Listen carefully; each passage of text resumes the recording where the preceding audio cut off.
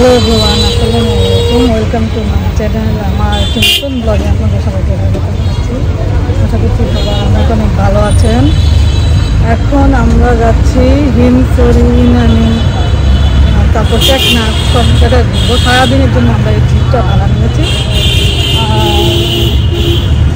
এটার ভাড়া হচ্ছে 4,000 টাকা। ওরা অনেক দাম চায়, দাম দর করতে হয়। এখন আমরা ওই হোটেল থেকে এখন যাচ্ছি, দেখা যাক কী হয়। আর আপনাদের সাথেও শেয়ার করবো। আর যদি সেটা দেখতে চান তাহলে আমার পুরোটা ডিগ্রি দেখতে হবে, তাহলে আমার সঙ্গে পাবেন, কোথাও যাবেন না।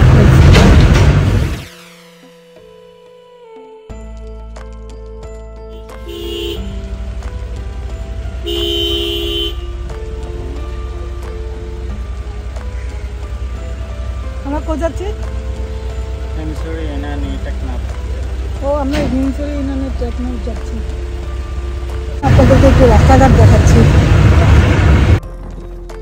এখন সকালবেলা, তো হোটেলে ব্রেকফাস্ট সেরেই আমরা বের হয়ে গেলাম। আর আজকে আমরা মেরিন ড্রাইভ ধরে কক্সবাজার থেকে টেকনাফের 0 পয়েন্ট পর্যন্ত যাব। সেই জন্য আমরা একটা জিপ ভাড়া করেছি। বিচ,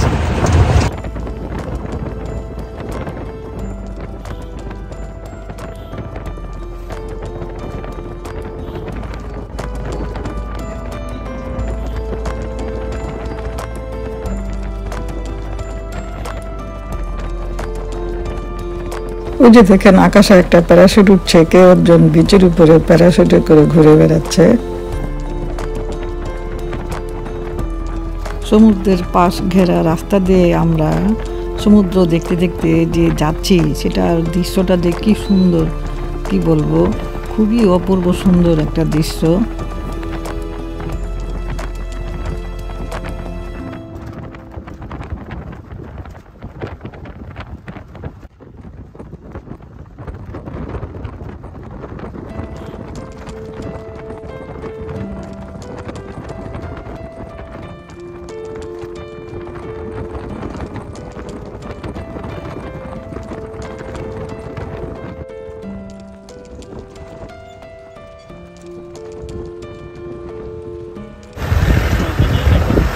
এটা একটা নদী, হ্যাঁ, খাল, খাল, পাহাড়।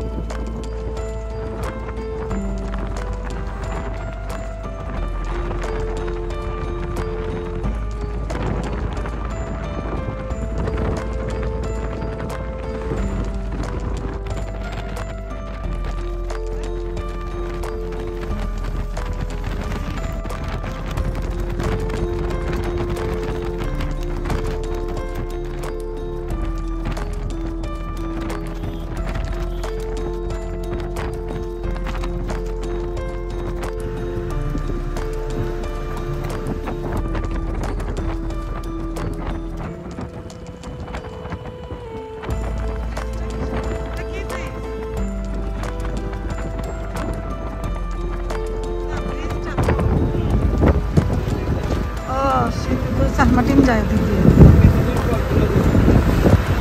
এখনো খুলে নাই না।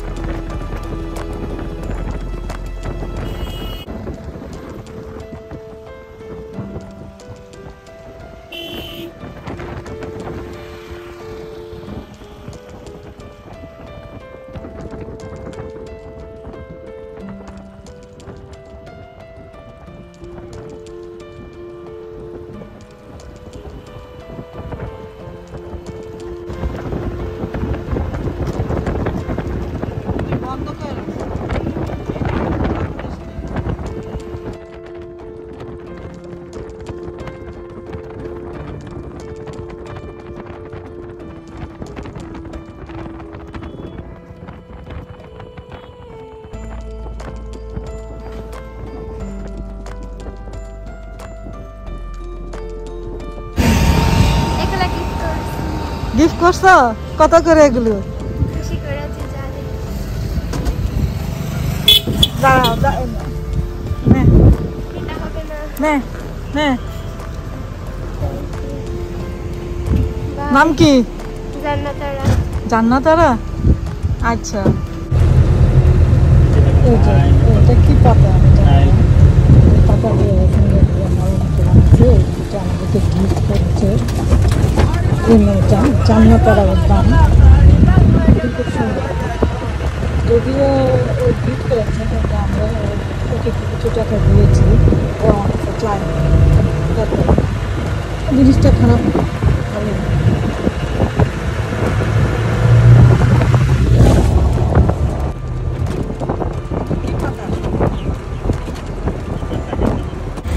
এটা গিফট করছে।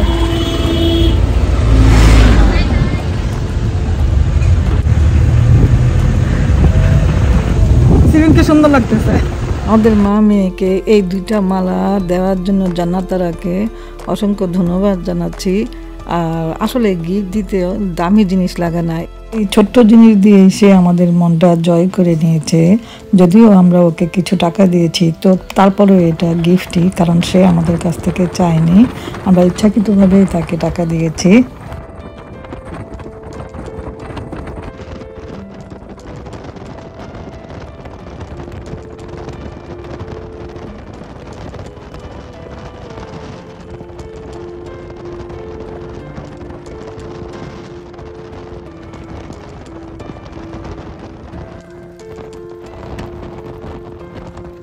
রাস্তার এক পাশে পাহাড়, আরেক পাশে সমুদ্র দেখতে দেখতে আমরা টেকনাফের দিকে যাচ্ছি। আর রাস্তার এই প্রাকৃতিক দৃশ্যটা যে দেখতে কত সুন্দর, সেটা আসলে ভাষায় প্রকাশ করার মতো না, সেটা শুধু উপভোগ করা যায়।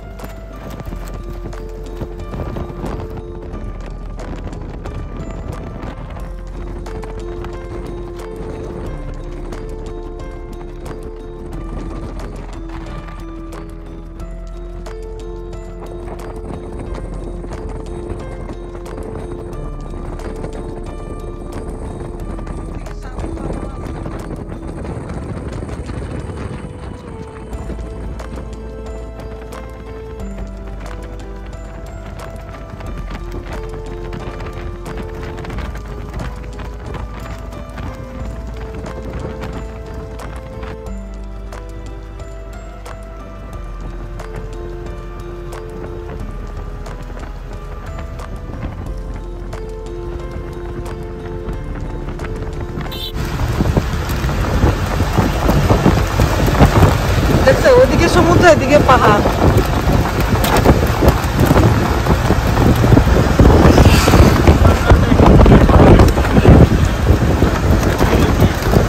Shelter shelter.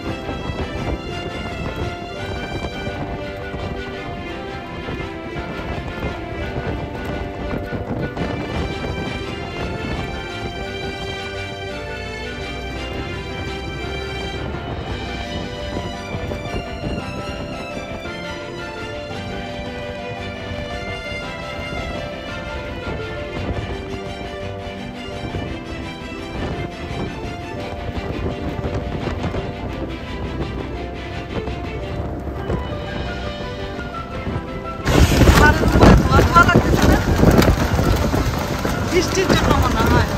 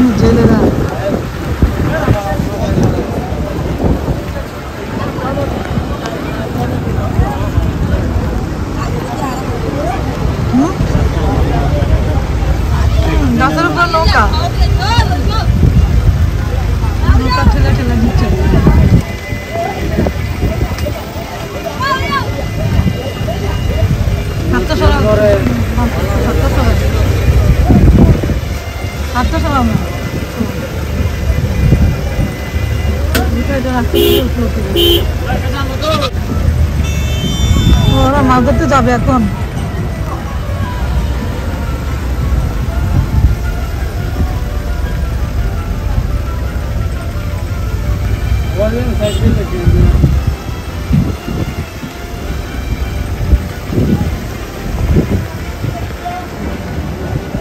না, নৌকাটাকে বেলুন দিয়ে সাজাইছে কেন?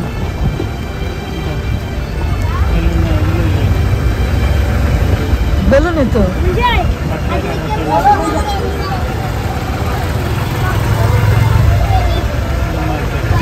ভাষায় রাখার জন্য।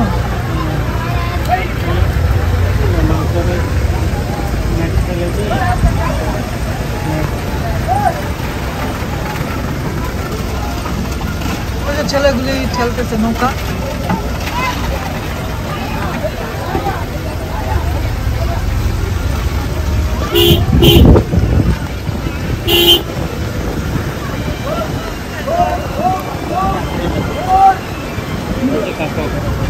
কাঁকড়া ধরছে, কাঁকড়া ধরছে,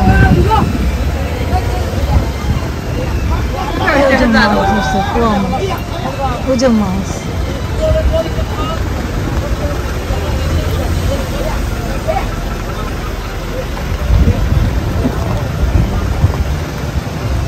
সিম দেখছো কতগুলি ক্রেপ ধরছে দেখ।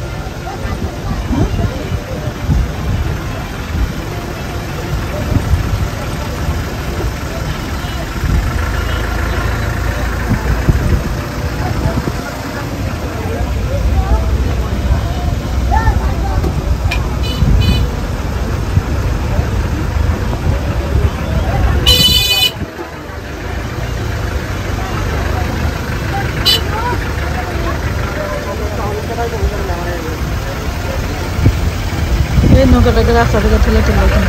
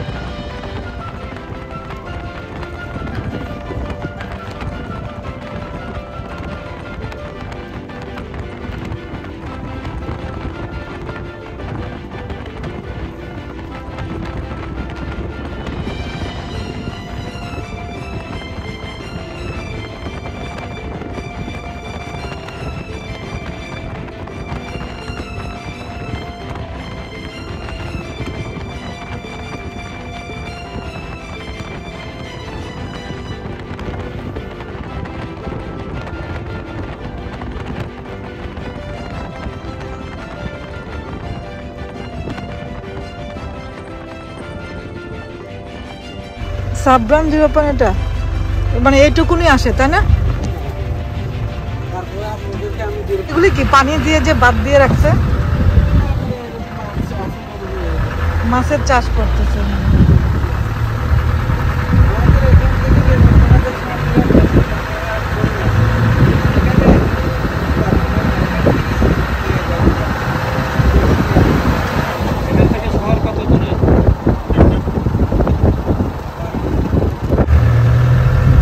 এটাই হচ্ছে 7 নং জিরো পয়েন্ট, এটাই শেষ। এটাই হচ্ছে টেকনাফের শেষ মাথা। আর এরপরে কিন্তু গাড়ি দিয়ে আর যাওয়া যায় না, যেতে হলে হেঁটে যেতে হয়। আমরা এখন কক্সবাজার ফেরত যাচ্ছি।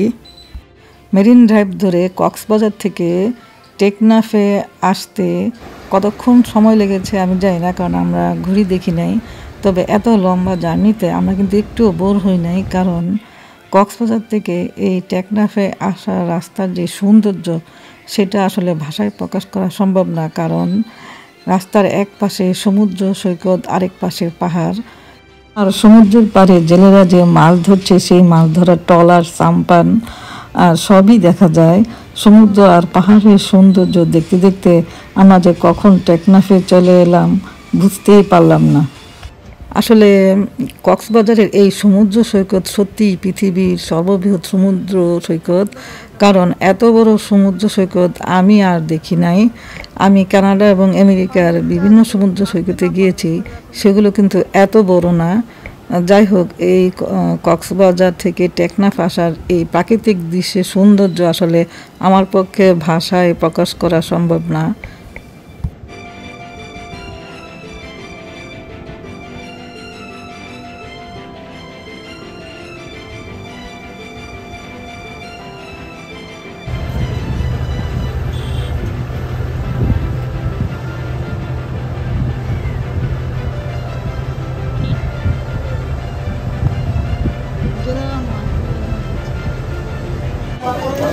অনেক বড় ডাব, 150 টাকা দাম। Passion fruit. এটা হচ্ছে ইনানি বিচ। তো আমরা এখন কক্সবাজার আসার পথে একটু ইনানি বিচের ধারে নামলাম। এখানে এসে আমরা ডাব এবং প্যাশন ফ্রুট খেলাম। তবে প্যাশন ফ্রুটটা আমি জানি না বাংলাদেশের না বার্মিজ, আমি আসলে বলতে পারছি না। তবে কানাডায়ও কিন্তু প্যাশন ফ্রুট পাওয়া যায়। ইনানি বিচে আসবো অথচ সমুদ্রের পাড়ে বাইকে চড়বো না, তা কি হয়? তাই আমি আর আমার মেয়ে বাইকে চড়তে বসে গেলাম।